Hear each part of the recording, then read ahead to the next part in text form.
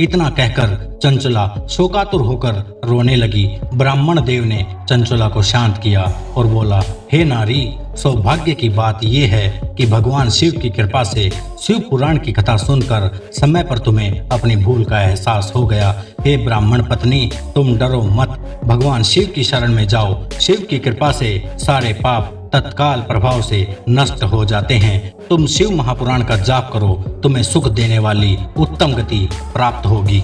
शिव की कथा सुनने से तुम्हारी बुद्धि पश्चाताप से भर गई है और तुम्हारे मन में विषयों के प्रति वैराग्य की भावना उत्पन्न हो गई है। पश्चाताप ही पाप करने वाले पापियों के लिए सबसे बड़ा प्रायश्चित है। सज्जन पुरुषों ने पश्चाताप को शुद्धि का परम मार्ग बताया है। जिसे पश्चाताप होता है वही वास्तव में अपने पापों का प्रायश्चित कर सकता है। जो मनुष्य विधि पूर्वक प्रायश्चित करके निर्भय हो जाता है, फिर वो बाद में अतीत में किए हुए पापों के भय से मुक्त हो जाता है। जैसे दर्पण साफ करने पर निर्मल हो जाता है, उसी प्रकार शिव पुराण की कथा चित्त पूर्वक सुनने से हृदय निर्मल हो जाता है। सिर्फ सुनने मात्र से ही साधक संपन्न नहीं होता। शिव पुराण सुनकर फिर अपने हृदय में उसका मनन व चिंतन करना चाहिए। ऐसा करने पर चित्त शुद्धि होने के पश्चात महेश्वर की भक्ति अपने दोनों पुत्रों ज्ञान और वैराग्य के साथ निश्चय ही प्रकट होती हैं। तत्पश्चात शिव की कृपा से दिव्य मुक्ति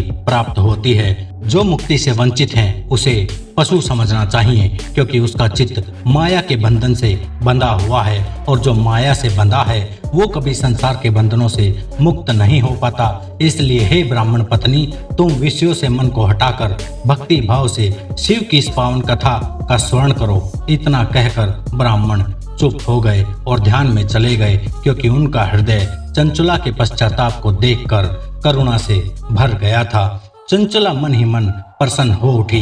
ब्राह्मण के वचन सुनकर उसके नेत्रों से खुशी के आंसू छलक पड़े। चंचला शिव कथा सुनने लगी और वहीं रहने लगी। ब्राह्मणों की सेवा करती और सच्चे हृदय से शिव पुराण का श्रवण करती।